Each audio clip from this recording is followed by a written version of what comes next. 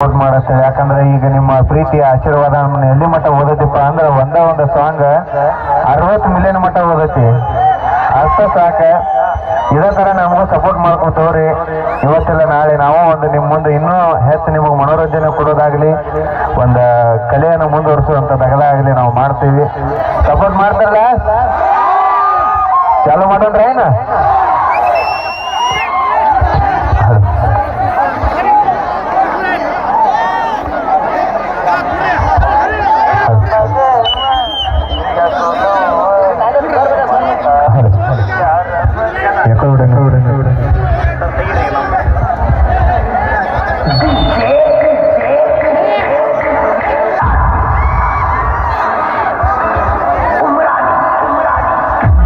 sound